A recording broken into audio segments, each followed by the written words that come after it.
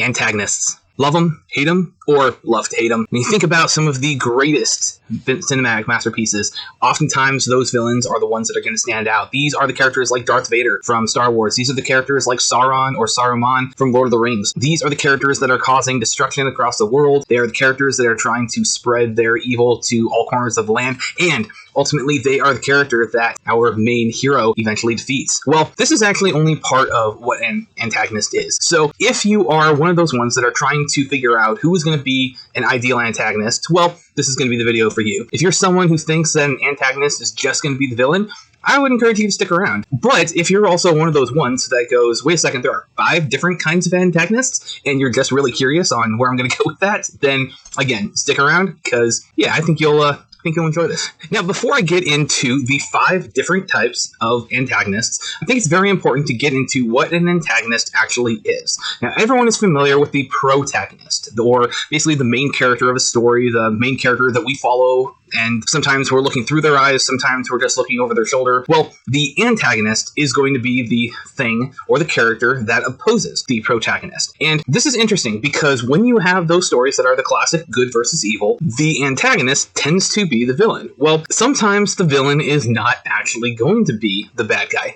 Case in point, if you have seen the movie Megamind, you will realize that the main character, the protagonist, is actually the villain. And his story is how he goes from that villain side and basically grows and develops as a character to become the hero. So in that particular instance, our villain was actually our protagonist. Well, villain, just kind of going with a little bit of definition for you, is defined as the character whose evil actions or motives are critical to the plot. So the note on being a villain is there is the sense of evilness. However, with antagonists, they are just the ones that oppose the protagonist. And you will oftentimes hear that the hero is the protagonist because, unfortunately, when you look it up in Webster's, they're pretty similar to their definitions. And the hero, being the one standing for good and all that good stuff, they're going to oppose the one that stands for everything against that, so the villain. And more often than not, villain and antagonist are tied together in a synonymous way. But one thing that I really want to drive home is that that is not necessarily the case. So again, the antagonist is just the character that opposes the protagonist.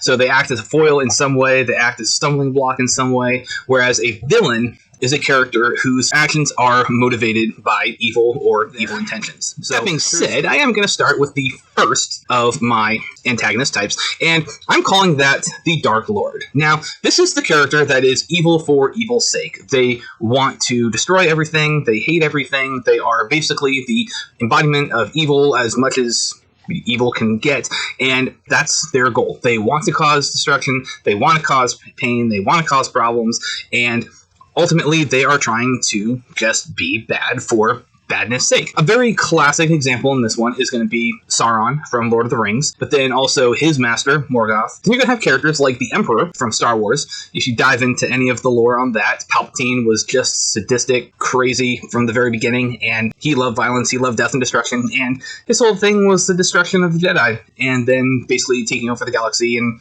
ruling as its emperor. Another example of this one is going to be Voldemort. Voldemort was a character that wanted to live forever, and he wanted to kill everyone that he deemed not worthy. So again, he was motivated by pure evil intentions. These particular characters are good characters for including as antagonists because they are characters that the reader can easily hate. They can easily want to have them be defeated. And whenever the protagonist or really any character goes up against them, you automatically have that natural inclination to cheer for that character because you know that they are opposing something so terribly evil. Now, the second antagonist that I'm going to name is the character that is evil because of a reason. These characters are interesting because, yes, they are still in that villain category. They are still motivated by evil, but I'm going to put, for example, Darth Vader on this list. Because if you think about him as a character, he is serving the Emperor partly because he's a lost character. He kind of realized really quickly that he's got nothing and he has really nowhere to go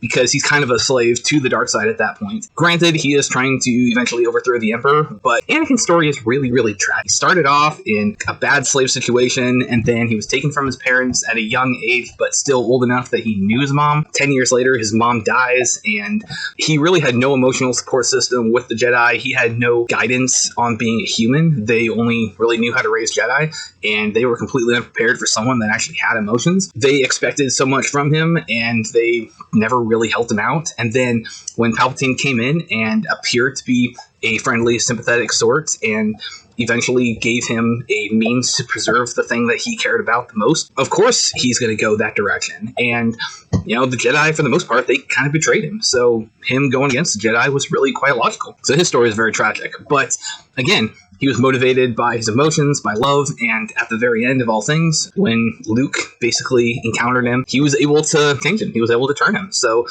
in that case, he was a character that while he was evil, he became evil for reasons, and then, once some healing was able to happen, he was able to go back. Now, another example in this one, this is going to be Gollum. Now, Gollum is a very interesting character because he is driven mad by the ring. Gollum, as a character, he was one of the river folk, and he and his, I believe it was brother or cousin, but Deagle, they were really close, they were really tight, and then as soon as the ring came into their possession, now suddenly they turned on each other, now suddenly they were opposing each other, and that was the thing, the ring corrupted individuals. And so, while Gollum was acting in an evil way with all the ways that he was trying to basically kill Frodo, take the ring back, again, that evil was constantly pulling at him, and having had the possession of the ring for so long, that influence was in him extremely strong.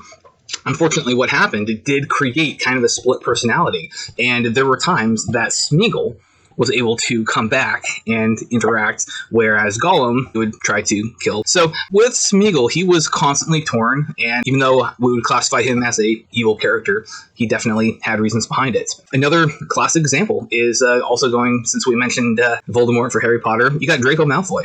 This kid had a kind of bad home life. You know, he had parents that were very, very pure blood is the only blood, and anyone else is a lesser being. So that was how he was raised. Then he, his dad was all into the dark side, so naturally he got pulled in with it. But being a student, he still had some ties with his friends. He still had ties with teachers. He still cared.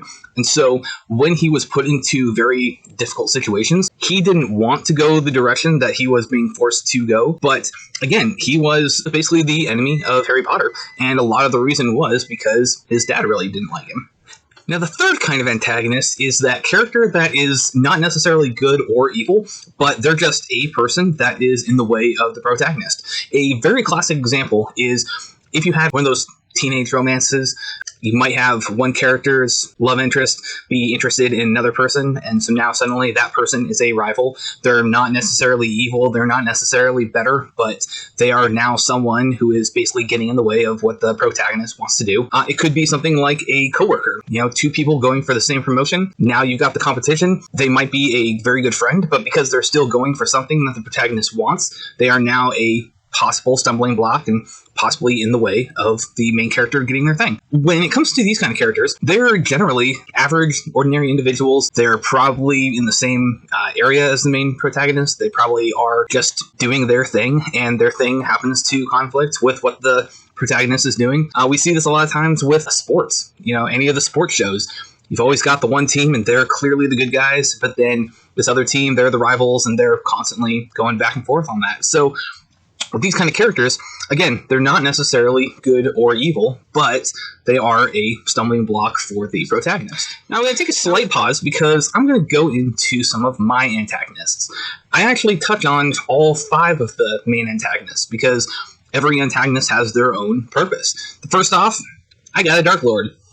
I like having a character that is just the ultimate evil, that has all the evil come from them. I like having that kind of main ultimate antagonist character. Granted, my book is also going to be part of a 18-book saga, so this particular book, while it doesn't actually, believe it or not, the main character doesn't even encounter the ultimate Dark Lord. He's got other smaller antagonists that he's doing his stuff with, but the larger antagonist, he still exists, and he's still providing a main stumbling block for a lot of the events that are going to happen throughout the rest of the series. So that's that guy.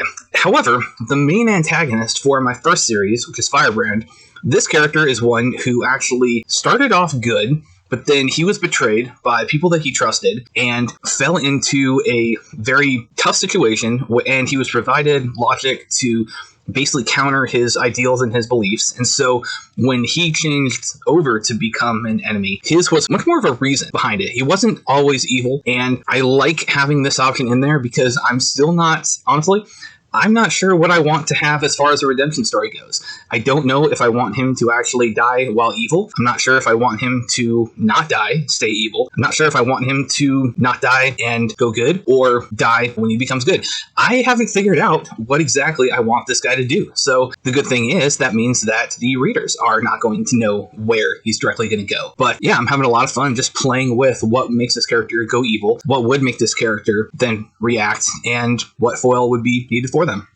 Now, with the third one, I've actually got multiple characters on this because for a while, it's actually kind of funny. My main character, when he was younger, some of the best friends that he has currently were basically antagonists to him, and he had to really kind of deal with them and kind of fight with them before they could come to some terms. His original goal is he wants to be a ship captain, and so he's got another person that's actually fighting for that position at the same time, so that's his immediate antagonist. But then we're introduced to a kid called Timothy, and Timothy is one of my favorite characters because this dude is a spoiled brat who is a total jerk with no real understanding of how the world works. He just has his preconceived idea of, because he's a High Lord's son, he believes that everything should just do what he says and doesn't really understand how reality works. And so you have that character that is conflicting with the main characters and constantly butting heads with them. It is so much fun to play with. But again, this character, Timothy, he had a tough situation growing up. His mom had died when he was young. He still remembered her, but he's had a lot of time where he didn't have a mom, and he's basically been raised by palace staff, by nurses, by butlers and advisors, but not actually a mom. And then his dad is the ruler of the nation, so he's had his commitments. And so while the dad definitely does love the son, there's been a distance, and kind of with that, he's definitely got some character flaws that a lot of people can probably relate to. And so when that character, when his world clashes with my main character's world, there is a whole ton of stuff that happens. And it's a lot of fun seeing how those two really duke it out in the first book. And then in the second book, quite literally, you'll see if you read it. So that's the three kinds of people antagonists. From here, and the fourth kind of antagonist is actually going to be nature. And you see a lot of times with some of those movies like Castaway, for example, with Tom Hanks, he is literally trying to survive the elements. There is no real enemy. There is no real person that hates him. He was just on a plane, and the plane goes down, and now he has to survive. That's his thing. The elements themselves are the antagonist. There's not like a killer shark that's hunting him. There's not a bear on the island that's trying to kill him. There is literally just the elements. And with this too, I'm also going to include stuff like temperature. So the cold.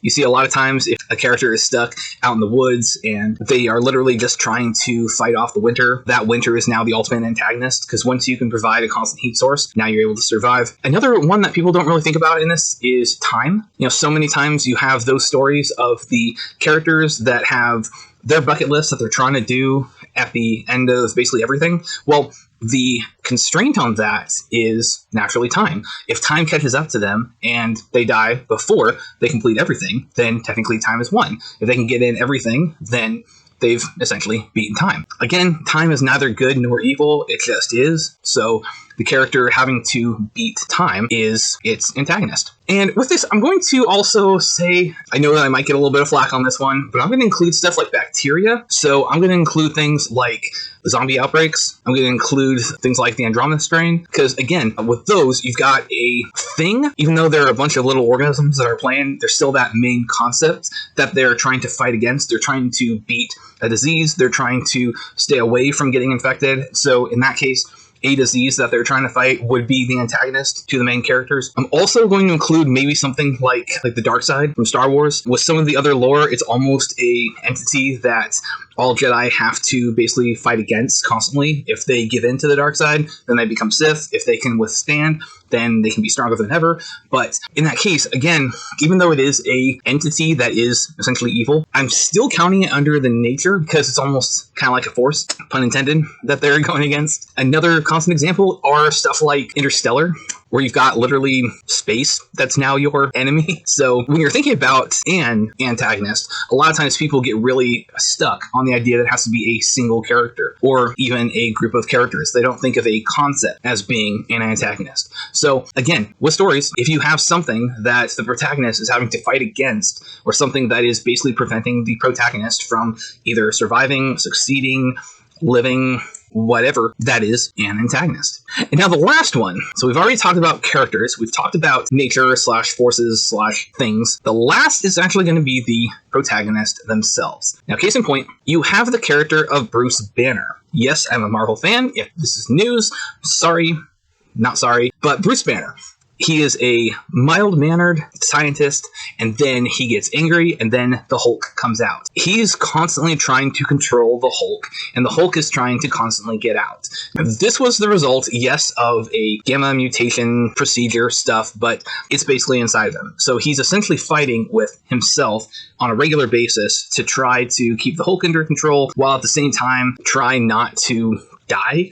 I know it's simple, but maybe a slightly better example would be Dr. Jekyll and Mr. Hyde. Basically wanted to try to separate two sides, and then he essentially became two separate people. I love the way that a lot of TV shows and a lot of movies portray this. They let him use a serum to bring out the Hyde side of him. So again, you've got this entity inside that you're constantly trying to control. Another example on this, I would actually potentially argue, would be the dark side with Star Wars. Because if you think of the dark side as just, do I go evil? Do I give in to what I want as opposed to what is right? Now you've got that internal struggle. And internal struggle is really, really awesome for characters. I would highly suggest that you have all of your characters have some kind of internal struggle that they need to deal with. I have a lot of that going on with mine. One of my main characters, as crazy and as awesome as he is, he really struggles with this feeling that he's never going to escape his past. When he was younger, he was a very wild, very kind of out of control individual, and he doesn't want to be seen as that person anymore. He wants to be who he is now, and he knows that he's constantly having to fight against the people's views of, oh, look at how much better